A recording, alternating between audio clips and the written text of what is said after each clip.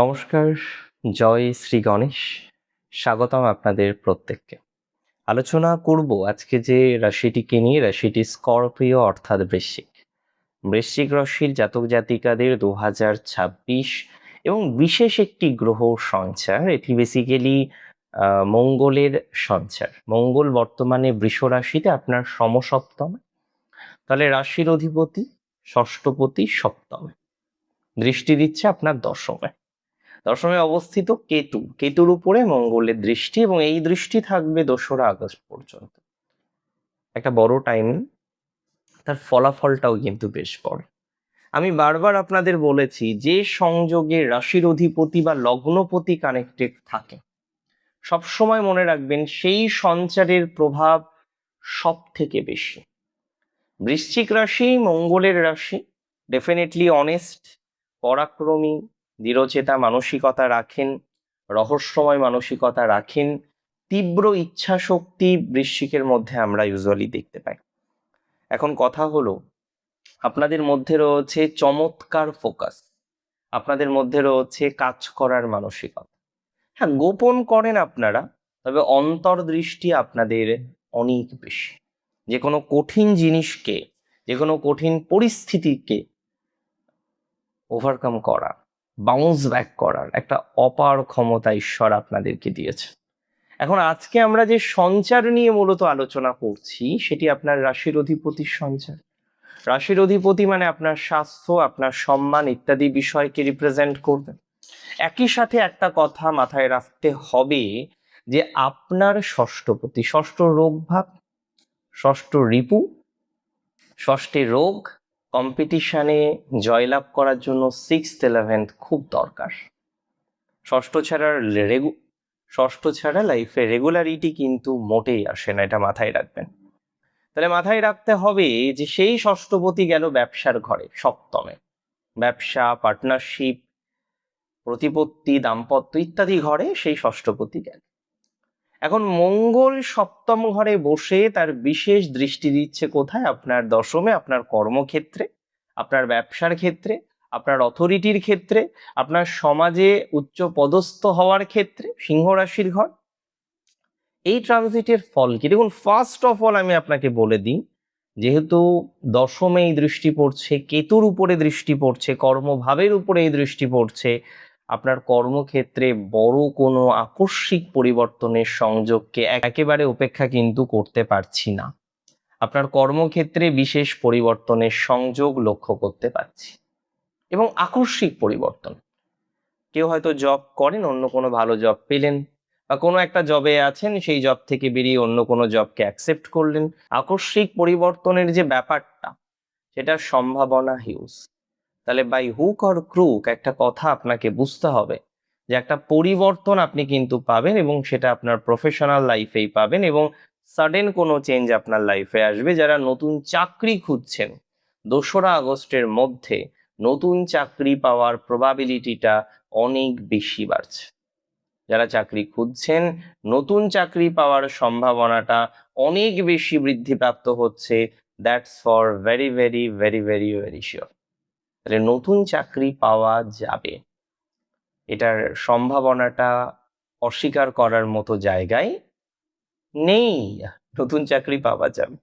আমি আপনাদের দায়িত্ব নিয়ে একটা কথা বলতে চাই, যে সমস্ত জাতক বা জাতিকা ব্যবসায়িক ভাবে খুব পাজেলডের মধ্যে আছেন, বিকজ অফ পার্টনারশিপ, আপনার পার্টনার আপনাকে ধোকা দিল, আপনার পার্টনার আপনাকে অনেকটা চাপ দিয়ে ফেললো, এবং নতুন কোনো ক্লায়েন্ট বা বড় চুক্তির ক্ষেত্রে যে ব্যবসায়িক লাভ আসার কথা, সেখানে আপনি বাধা পেলেন। আপনার কর্মক্ষেত্রে পার্টনারদের সাথে একটা বড় জটিলতা তৈরি হলো, সেই জটিলতা মুক্তি হয়। কোনো কোনো ক্ষেত্রে পার্টনার নিজে দোষ করে আপনার উপর দোষের ভার দেওয়ার চেষ্টা করছিল, এই জায়গা থেকে আপনি অনেকটা বেটারমেন্ট পাবেন। কোনো কোনো ক্ষেত্রে এটা আমরা বারবার দেখছিলাম, যে পার্টনার আপনাকে ডিস্টারবেন্সের মধ্যে ফেলছিল, পার্টনার আপনাকে সমস্যার মধ্যে ফেলছিল। এই জায়গাটিতে কিন্তু নিশ্চিতভাবে জেনে রাখুন, ভালো সাকসেস প্রাপ্তির সম্ভাবনাটা আমরা লক্ষ্য করতে পারছি। শত্রু দমনের যে সংযোগ, সেটা অত্যন্ত তীব্র। শত্রু দমন করতে পারবেন ষষ্ঠপতি মঙ্গলের প্রভাবেই। আপনার কর্মক্ষেত্রে, আপনার সামাজিক জীবনে, আপনার ব্যবসায়িক ক্ষেত্রে বা আপনার কোনো গোপন প্রতিযোগী থাকলে সেই প্রতিযোগী বা গোপন প্রতিযোগীকে আপনি কিন্তু বেশ কায়দা করতে পারবেন। আপনার সাহসের সামনে তারা মাথা নত করতে বাধ্য হবে। কোনো আইনি জটিলতা যদি আপনার থেকে থাকে, সেই আইনি জটিলতার শুভ সমাধান আসার মতো সংযোগ দেখতে পাচ্ছি। দেখুন, এই যে প্রেডিকশন গুলো আমরা করলাম, এটা বাহ্য জগতে, বাস্তবিক জগতে। তবে মনোজগতেও এই ট্রানজিটের বিশেষ প্রভাব থাকতে চলেছে। আপনি যদি বলেন কিরকম দাদা, সেটাও আমি আপনাকে বলে দিই। ফার্স্ট হচ্ছে কেরিয়ার নিয়ে একটা তীব্র ফোকাস ও জেদ আপনার বাড়বে। মানসিকভাবে দেখতে পারবেন যে এতদিন একটা চ্যালেঞ্জ নেবেন কিন্তু নিতে পারছিলেন না, সেই চ্যালেঞ্জ কিন্তু এবার নিতে পারবেন যে না, কর্ম পরিবর্তন করে ছাড়বো, ভালো একটা প্রফেশনাল লাইফকে অ্যাটাচড করে তারপরে ছাড়বো।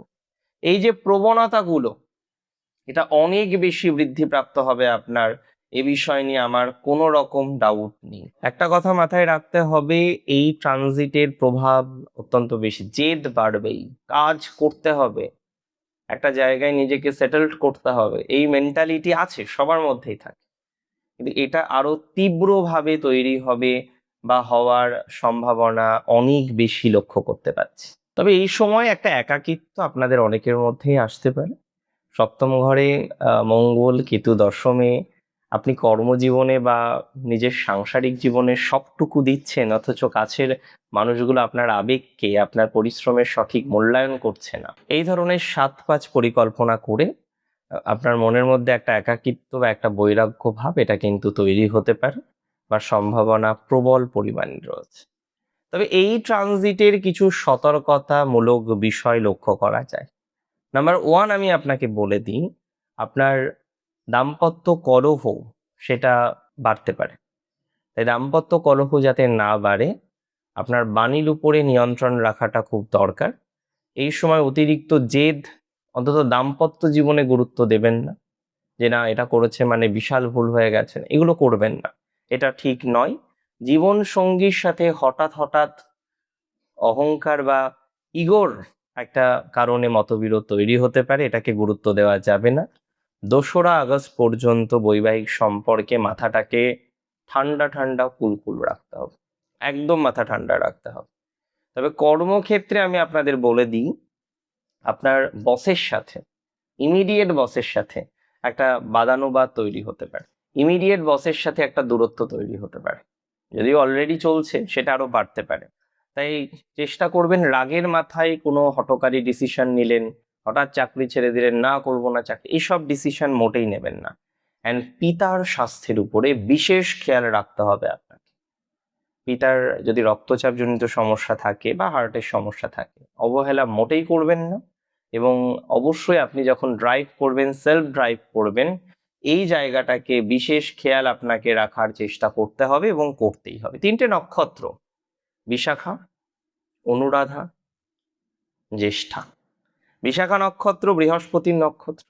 এই নক্ষত্রের ক্ষেত্রে একটা কথায় মাথায় রাখবেন, আপনার বুদ্ধি দিয়ে সঠিকভাবে চালিত করতে হবে আপনাকে। এই নক্ষত্রে যাদের জন্ম, তারা একটু সঠিক বুদ্ধির অ্যাপ্লাই করুন।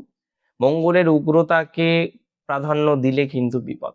যদিও কর্মজীবনে বিশেষ সাকসেস প্রাপ্তির সম্ভাবনা, আকস্মিক কোনো পরিবর্তনের সংযোগও দেখতে পাচ্ছি। আর্থিক লাভ এবং সঞ্চয় বৃদ্ধির সংযোগ অনেক বেশি। অনুরাধা নক্ষত্রের ক্ষেত্রে কর্মক্ষেত্রে একটু বেশি পরিশ্রম করতে হতে পারে, বিকজ নতুন নতুন লাইবিলিটিস আসার সম্ভাবনা বেশি। কাজের জায়গায় হঠাৎ কোনো নতুন দায়িত্ব বাড়তে পারে। শনির ধীর স্বভাব ও মঙ্গলের এনার্জি আপনার কাজের শুরুতে কিছুটা বিলম্ব হলেও বড় সাফল্য আপনাদের আসবেই। জ্যেষ্ঠা নক্ষত্রের ক্ষেত্রে জাতকদের মন ও বাণীর উপরে এই সময় চরম নিয়ন্ত্রণ প্রয়োজন। বুধের নক্ষত্র হওয়ার কারণে আপনার কথাবার্তায় হঠাৎ করে রূঢ়তা বা উগ্রভাব চলে আসতে পারে, যেটি কোনো না কোনোভাবে আপনার কর্মক্ষেত্রে, বিশেষ করে জ্যেষ্ঠার কর্মক্ষেত্র বা দাম্পত্য জীবনে প্রভাব ফেলতে পারে। তাই সবসময় এই সময় ঠান্ডা মাথায়, শান্ত মাথায়, ধীরে সুস্থে ডিল ফাইনাল করা উচিত বা ডিল করা উচিত। 3টে টিপস দেব। রেগুলার বেসিসে সূর্য অর্ঘ্য এই সময় প্রদান করবেন। নাম্বার 2, হনুমান চালিসা রেগুলার, শুধু মঙ্গলবার নয়, রেগুলার বেসিসে পাঠ করতে ভুলবেন না। অ্যান্ড নাম্বার 3, গণেশের মন্ত্র এই সময় অবশ্যই জপ করবেন। গণেশ বন্দনা করতে পারেন, মন্ত্র জপ করতে পারেন। দেখুন, আজকের অনুষ্ঠানটি আপনাদের জন্য ছিল। কিছু টিপস প্রোভাইড করার চেষ্টা করলাম। আজকের ভিডিও সম্পর্কে আপনার মূল্যবান মতামত আমাকে জানাবেন। ভালো থাকবেন আপনারা। জয় শ্রী গণেশ।